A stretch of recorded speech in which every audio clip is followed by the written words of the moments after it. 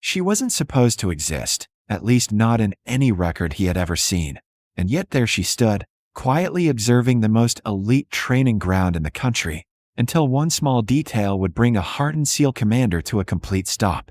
The morning air over the Naval Special Warfare Training Compound carried a familiar weight, thick with salt, sweat, and the kind of tension that never really left the place, no matter how many classes came and went. It was just past sunrise, the sky streaked in muted orange and gray, as another group of candidates pushed through the brutal final stretch of their evolution, bodies trembling, uniforms soaked, eyes hollow but determined. Orders barked across the yard, sharp and relentless, cutting through the sound of crashing waves in the distance. Some candidates moved like machines, driven by discipline alone, while others staggered on the edge of collapse, held together by nothing but sheer will. Commander Jake Rourke stood near the edge of the training field, arms crossed behind his back, posture rigid, gaze fixed on every movement.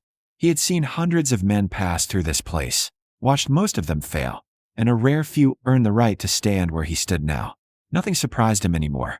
Or at least, that's what he believed. Because on this morning, something was different. It started as a subtle shift, something he couldn't quite name at first. Not a sound, not a disruption, more like a presence that didn't belong. His eyes moved across the perimeter almost instinctively, scanning the observation line where visiting officers, analysts, and occasional government personnel sometimes stood during key evolutions. Most of them were easy to spot, their body language giving them away immediately. Restless, uncomfortable, out of place in an environment that didn't care who they were outside the fence. But then he saw her. She stood slightly apart from the others, not trying to blend in, but not drawing attention either. Her posture was straight, relaxed in a way that didn't match the tension around her. She wore a plain government-issued jacket, nothing marked, nothing that identified her rank or role. In one hand, she held a clipboard, though she barely looked at it. Her eyes were on the candidates, steady, focused, not with curiosity, but with something else, something deeper. Rourke narrowed his gaze slightly. He had seen analysts before. He had seen intelligence officers, psychologists, observers from agencies that never quite introduced themselves properly. They all watched with a certain distance, a layer of detachment that came from studying something they weren't part of. But this woman, she didn't watch like that. She watched like she already understood. One of the instructors nearby let out a sharp whistle, signaling the next phase. "Move. You think the ocean's gonna wait for you," he shouted, voice raw from years of the same command. The candidates scrambled, some diving into the surf without hesitation, others bracing themselves for the cold that would hit like a shock to the system. The water churned violently, waves crashing against their bodies as they fought to stay upright. It was chaos. Controlled, deliberate chaos. And still, she didn't flinch.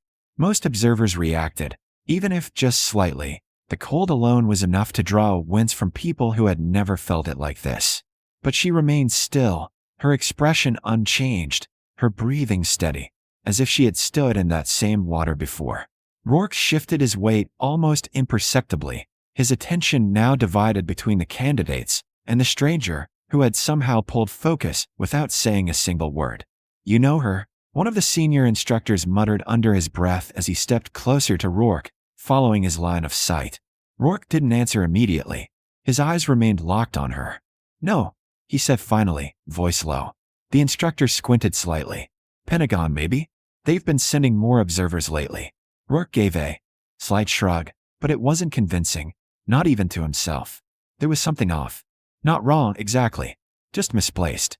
Like a piece of a puzzle that didn't belong in the box it was found in. The training continued. Minutes stretched into what felt like hours as the candidates cycled through drills designed to break them down completely. One collapsed near the shoreline, his body finally giving out under the strain. Medics moved in quickly, efficient and practiced, pulling him clear while the rest were ordered to keep going. No one stopped. No one ever did. Rourke watched the process with the same measured calm he always carried, but his awareness kept drifting back to her. And then something happened that confirmed his instincts. She moved. Not subtly, not urgently, but with purpose. As the medics worked on the fallen candidate, she stepped closer to the edge of the training area, stopping just short of where protocol would normally allow. No one challenged her. Not because they had been told not to, but because the way she carried herself didn't invite it. She knelt down slightly, just enough to get a better look at the candidate being treated, her eyes scanning him quickly, methodically, not with concern, not with hesitation, but with the kind of assessment that came from experience. Real experience. Rourke felt something shift in his chest. That wasn't observation. That was recognition. The instructor beside him frowned. "That's not standard," he muttered. Rourke didn't respond. His focus had narrowed completely now. Every instinct he had built over decades of service was quietly, steadily telling him the same thing. She didn't belong here. And yet somehow, she understood this place better than most who did. The wind picked up slightly, carrying the sharp scent of salt and sand across the yard. The candidates were ordered back into formation, their bodies shaking, their faces drawn tight with exhaustion. Orders continued, relentless as ever. But for Rourke, the rhythm had changed. Because now, the training wasn't the only thing he was watching. She stood again, stepping back into her original position as if nothing had happened, her expression returning to that same calm neutrality. The clipboard remained untouched in her hand. And for the first time in a long time, Commander Jake Rourke felt something he hadn't expected to feel in this place anymore. Curiosity. Not the casual kind. The kind that lingered. The kind that didn't let go. Because deep down, beneath the discipline and control, one thought had already begun to take shape. Quiet, persistent, impossible to ignore. Whoever she wasn't just there to observe. And whether anyone else realized it yet or not, something about her presence was about to change everything. He had faced gunfire, explosions, and chaos that would break most men, but nothing had ever stopped Commander Jake Rourke cold the way a single, faded tattoo did in that moment. The training yard thundered around him, instructors yelling, waves crashing, candidates gasping through exhaustion, but all of it blurred into the background as his focus locked onto her. She had stepped closer again during a short reset, moving with that same calm, deliberate precision, kneeling beside a collapsed trainee as medics worked. And then, as she adjusted her sleeve, just slightly, he saw it. Small, faded, but unmistakable. An eagle split by a dagger, wrapped in coordinates burned into memory. His memory. His chest tightened. That symbol wasn't real. It wasn't supposed to be. It belonged to a unit that had never been acknowledged, never recorded. Buried so deep it might as well have never existed. And yet, it was right there on her skin. Rourke moved without thinking, his boots cutting across the sand with controlled urgency until he stood just a few feet from her. Up close, she looked ordinary. No rank, no insignia, nothing to explain what he had just seen. But now, nothing about her felt ordinary. His eyes dropped briefly to her wrist again before snapping back to her face. "Where did you get that?" he asked, voice low, edged with something sharper than command. She turned to him slowly, her expression calm, almost expectant. No confusion, no surprise, just recognition. "You noticed," she said quietly. Not a question. Rourke's jaw tightened. That symbol doesn't exist. A faint pause, then the slightest shift in her expression. "That's what you were told." The words hit harder than they should have. Around them, the training continued, but a few instructors had started to glance over, sensing the tension building between them. Rourke stepped closer, lowering his voice. "I was there," he said. "Whatever you think that is, it's not real." Her eyes didn't leave his.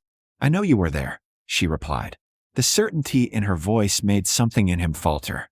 He studied her now, more carefully, searching for any sign this was a mistake, a coincidence, anything that made sense. But there was none, only that same steady composure. "Then you know what happened," he said, quieter now. She held his gaze for a long second before answering. "I know what you remember," she said. "That's not the same thing." The words unsettled him more than he expected. Fragments of that mission flickered in his mind. Dark terrain, broken comms, everything falling apart too fast to control. Things that never fully added up. He had spent years accepting it, burying it, moving forward. But now, "What are you saying?" he asked. She shifted slightly, glancing back toward the candidates being driven forward again, then returned her attention to him. "You think you made it out because of strategy," she said calmly. "Or luck." A beat of silence. He didn't. Rourke felt something tighten in his chest. "Then how?" he pressed. This time, her answer came without hesitation. "You weren't alone out there," she said. And just like that, Everything he thought he knew about that mission began to crack. He had spent years believing he survived because he was good, because he was trained, prepared, lucky, but standing there in the sand, staring at her, Commander Jake Rourke realized none of that was true. The training yard faded into the background as her words settled in, heavy and irreversible. You weren't alone out there. He shook his head slightly, as if trying to physically reject it. That's not possible, he said, but his voice lacked conviction now. Because deep down, something was shifting. Something he had buried was starting to surface. Operation Black Tide, she said quietly. The name hit like a shockwave. Rourke froze. No one said that name. Not in briefings. Not in after-action reports. Officially, it had been erased, reclassified into something cleaner, something simpler. But he remembered the truth. Or at least, what he thought was the truth. You don't get to say that, he muttered, his jaw tightening. You weren't there. She stepped closer, her voice steady, unwavering. We were there before you, she said. Inserted ahead of your team. Off the books. Rourke stared at her, searching for any sign of deception, but there was none. Only quiet certainty. That doesn't make sense, he said. We had no support. Comms were dead. Extraction failed. Because it was supposed to, she cut in. The word stopped him cold. Your mission was the cover, she continued.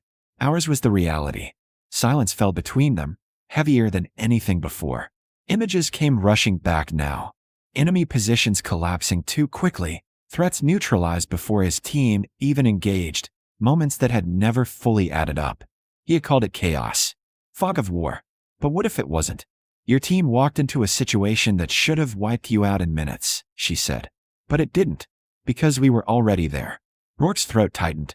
Your unit, he started, but couldn't finish. She nodded once. Didn't make it. No emotion. No hesitation. Just fact. The weight of it hit him harder than any explosion ever had. All those years, believing he had carried his team out through skill and sacrifice. And now, realizing there had been others. Unseen. Unnamed. Who never made it back at all. He looked at her differently now. Not as an outsider. Not as an observer. But as someone who had been part of a story he was never told. Then why come here? He asked quietly. She glanced toward the candidates. Young men pushing past exhaustion. Chasing something they didn't fully understand yet. Because they deserve the truth, she said.